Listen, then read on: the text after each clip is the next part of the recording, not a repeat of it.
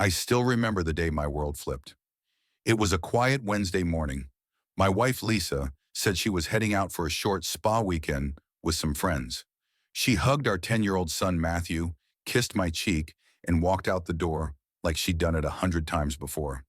Except this time, she didn't come back. I tried calling her that evening just to check in. Straight to voicemail. Texted her. No reply.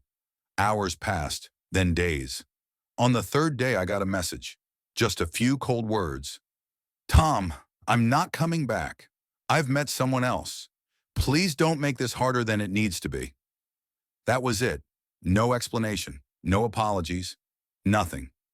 I sat there staring at the screen. Numb. Then the calls started. Debt collectors. Credit cards in both our names. A loan she took out under both our signatures.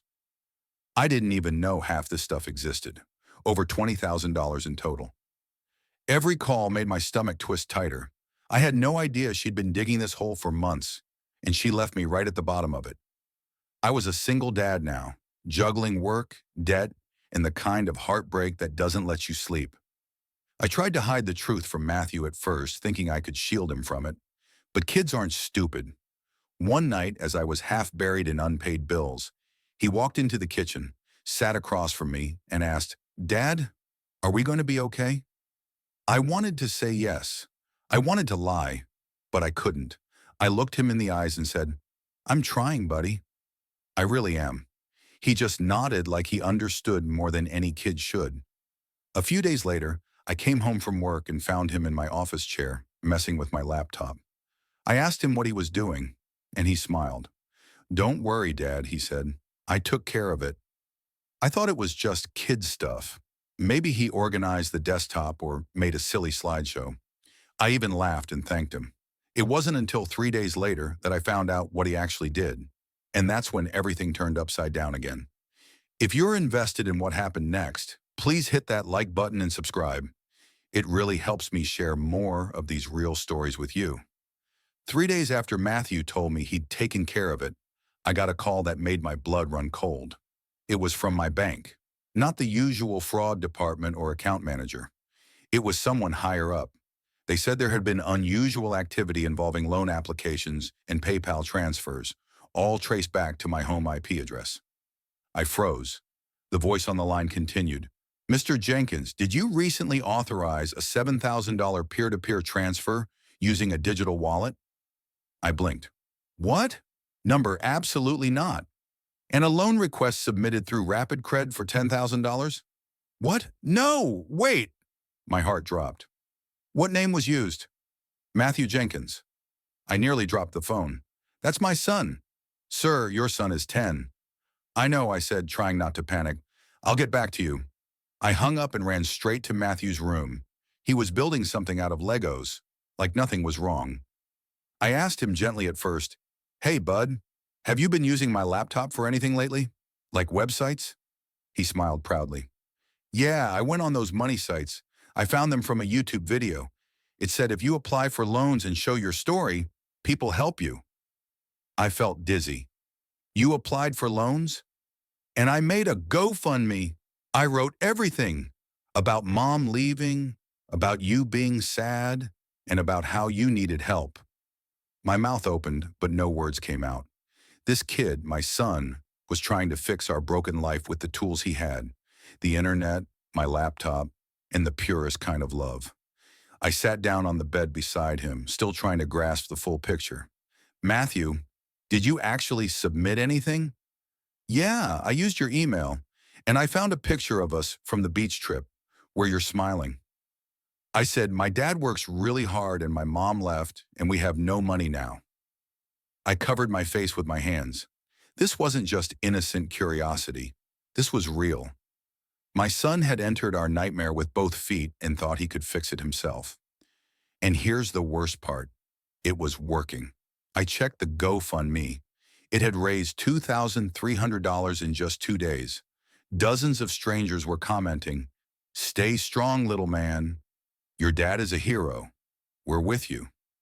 My heart broke and swelled at the same time. Then I checked the PayPal transfers. One was pending. Another had been approved. And then the truth hit me.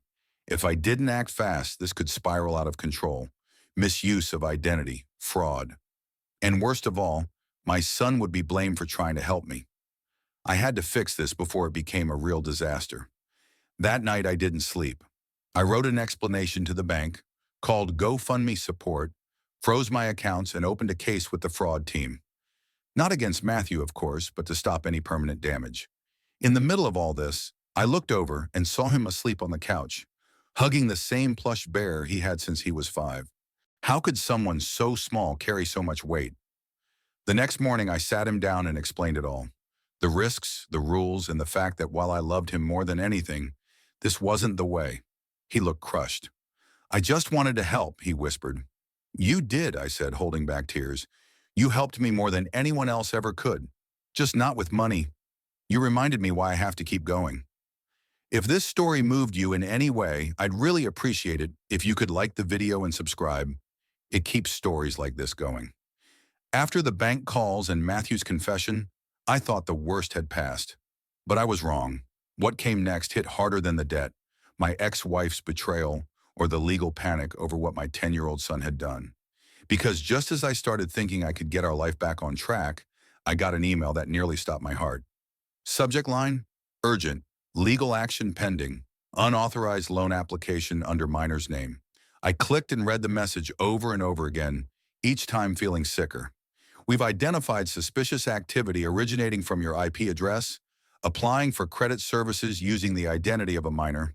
It was signed by a legal representative from one of the loan services Matthew had unknowingly contacted. This wasn't just about reversed payments or a frozen PayPal anymore. This was federal. I paced the kitchen floor like a caged animal. My phone buzzed again. It was my ex-wife. "You're unbelievable," she snapped without saying hello. "What are you letting Matthew do now?" "I got a letter from some debt collector saying he applied for a loan." "It's not what you think," I started, but she cut me off. "Of course it's not. Nothing ever is with you. First you screw up our marriage, then you screw up our money. Now you're screwing up our kids' future?" I didn't yell back. I couldn't. All the fight had drained out of me. "He was trying to help," I said softly. "Help?" she scoffed. "He's 10. 10-year-olds shouldn't be worried about debt. They should be watching cartoons." She wasn't wrong, but she also wasn't the one left with bills piled so high they looked like a second fridge, or with a son who thought he had to be the man of the house. I hung up on her and immediately felt guilty. Matthew was sitting at the table, quietly drawing something. He looked up with those eyes, too old for his age, too aware. "Are you mad at me?" he asked. "No," I said and knelt beside him. "Never. I'm mad at the world. I'm mad that it made you feel like you had to fix things yourself." He showed me his drawing. It was a superhero, a dad in a cape holding hands with a kid who was clearly him. "That's you," he said, "because you always try." I almost broke then. I almost cried harder than I did when she left. Me, the guy who didn't cry at his own wedding. But I didn't. I just hugged him and said, "You're the hero, Matt." Still, I had to fix this mess. I called the bank again, explained everything. Spoke to 3 departments, spent 4 hours on hold, file after file. Proof that the application had been made by a minor under my IP with no intent to deceive. I got lucky, really lucky. They agreed to drop the case if I permanently froze any credit activity under his name and attended a fraud prevention seminar. The woman on the phone said, "Most kids would have played Minecraft. He tried to save your life. You've got a special one there." "I know," I said, and I did. But then, 3 days later, another twist came, one I never saw coming. I was making coffee when I heard a knock. A sharp, angry knock. I opened the door and nearly dropped my mug. It was Lisa, my ex, with a man beside her, her new boyfriend, the guy she left me for. "We need to talk," she said without looking me in the eyes. "This about the loan?" I asked. "No," she said coldly. "This is about custody," I blinked. "What?" "We've decided Matthew should stay with us," she continued. "You're unstable. The debt, the fraud, the fact that your own son had to step up to keep your life together, this isn't safe." I stared at her in disbelief. "You left us," I said quietly. You left your family with nothing but a note and a legal mess. And now I'm fixing that, she snapped. We already spoke to a lawyer. My heart dropped, but Matthew was behind me now, listening. He didn't cry. He didn't run to his mom. He just said, I don't want to go with you. Her boyfriend stepped forward.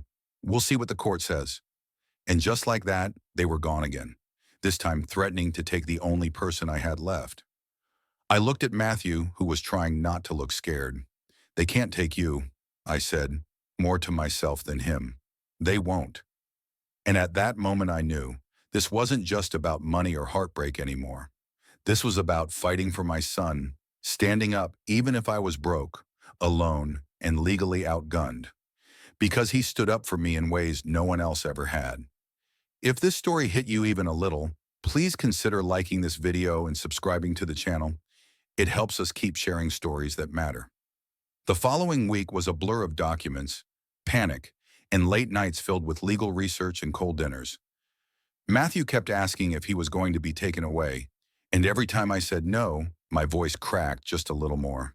I couldn't let him see the panic growing inside me. I started recording everything, conversations, payments, even the emails from Lisa. I had no money for a lawyer, so I went full DIY dad mode, learning about custody laws in our state, like my life depended on it, because it did. I slept maybe 3 hours a night if I was lucky. I still worked mornings at the auto shop, then came home and built my case one line at a time. At one point, I was literally printing out a screenshot Matthew had drawn in MS Paint as evidence that he was happy here. But nothing felt like enough. Then I remembered something. His school counselor, a kind woman named Mrs. Kent, who once told me, if you ever need help proving you're a good dad, just ask. I showed up at the school the next day, eyes red, voice shaking. I need help now, I said. She didn't ask why. She just nodded, took my hand and said, let's write a statement. That night I had 2 testimonials, one from her, one from Matthew's teacher, both saying they'd never seen a child more cared for by a single parent. I submitted them to the family court myself. A week later, we had the hearing. I walked into the courthouse wearing my only suit, the one from my wedding that I had to let out an inch after the stress weight hit. I held Matthew's hand until we reached the courtroom doors, then hugged him and whispered, no matter what they say, I'm your dad, and I'm not leaving you. He nodded and smiled that crooked grin that always reminds me of when he lost his front teeth. Lisa was already inside, flanked by her new man and a lawyer who looked like he billed by the breath. The judge, a woman named Torres, asked questions for over an hour. Lisa's lawyer painted me as unstable, broke, a danger to my son. I let him speak. I didn't interrupt. I just sat there watching Lisa avoid my gaze like I was already a ghost. Then Judge Torres turned to me and said, Mr. Hayes, why should custody remain with you? And I told her everything, not just the legal bits, but the human ones. I told her how I cooked burnt pancakes because I was trying to smile through tears, how I taped our heater with duct tape so Matthew wouldn't freeze, how I stayed up every night reading about laws I never thought I'd need to understand. And then I said, my son didn't ask to be my partner in survival, but he became one, and I will never let him pay for the failures of the adults around him. There was silence. Then Matthew stood up without permission. He said, Your Honor, I want to stay with my dad. He loves me. Even when we had no money, he always made me feel safe. I don't want a new house. I want my home. The judge didn't say anything right away. She just looked at Matthew, then at me, then back at Lisa. Finally, she said, I've heard enough. My heart stopped.